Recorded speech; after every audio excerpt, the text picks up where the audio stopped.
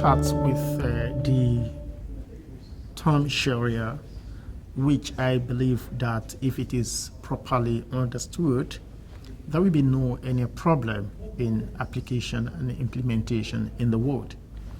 The Sharia means the route into something, a path to something.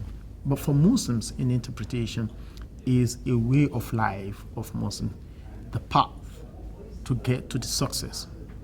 And some Muslim scholars also interpret it as the source of Islam. So if that is the case, then I don't see the reason why that will be a kind of misinterpretation. But I do believe that the word Sharia being used in English causes some problem, because when you say Sharia law, there are two things in it. There is something Sharia, but law of it. And we know the meaning of law is something that you have to do. If you don't do it, you have to be punished for not doing it. And I do believe that that is not correct. The punishment aspect of Sharia is very, very small, but there are other things that we can use Sharia for as way of life, as I mentioned in my lecture: politics, economy, and some other ways of norms and ethics of how we behave in public is part of Sharia. In some places in the Islamic world, or among some Muslims, that Sharia, in the contemporary way that it's being implemented, is not being true to Islam.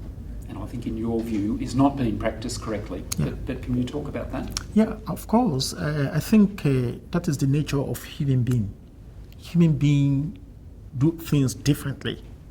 And that happened to the law of God as well. When God says this, we have different interpretation.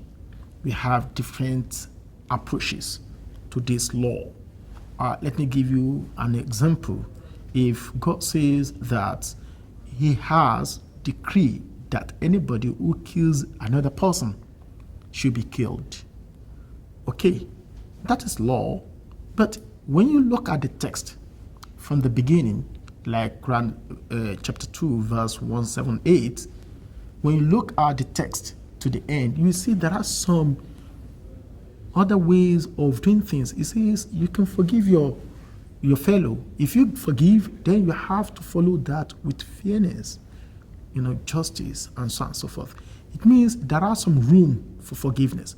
But some people may think that the first line of the text is that it is ordained that you have to punish someone who kills by retaliation, killing for killing. But that's not the spirit of the law. Though it is there that if someone kills, it must be killed. But it says that if someone forgives his fellow, then he has to follow it with fairness and so on and so forth. And that is why the law of compensation is there for someone who forgive for killing his fellow or family. He can take compensation.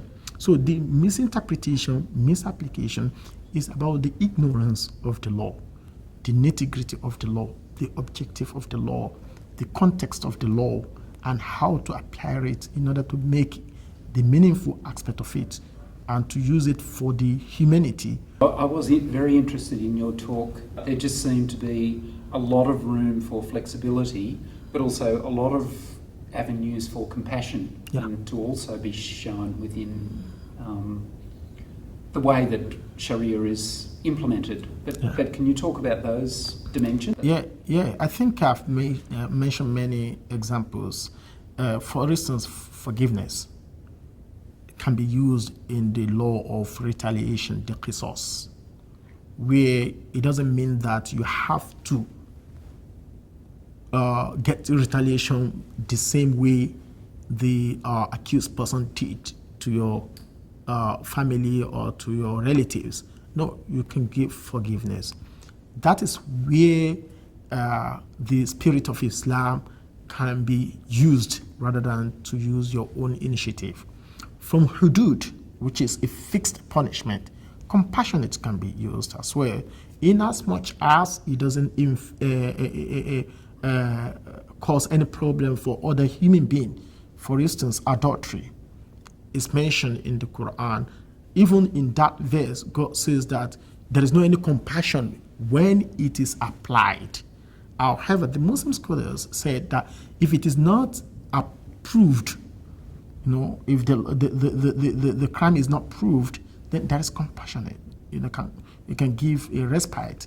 You can even try to create a doubt into the action, as the Prophet did to one of the companions, Ma'iz, and another one, Gamidiya, a female. Both of them came to the Prophet that they committed adultery. And the Prophet said to them, "Oh, go away, go and think about it." They went back and they came again. They said, "We want that punishment." And the Prophet didn't want to do that. And even when the companion were punishing them, the Prophet told them that they should have given them benefit of doubts. You mentioned before that largely the problem with people who are interpreting or implementing Shariah in a very harsh way is ignorance. But what is the way to overcome that? Like how can that be changed? Yeah, I think first of all, it has to do with the people who interpret. Seeking knowledge is very important. If you don't know things, you can never come out to champion the cause of it. So they need to seek knowledge first and to read a lot, and not only to read the text, the interpretation of the text, tafsir must be read, the hadith also must be read, the circumstances, they call it asbabul nuzul, of the revelation of the text must be known.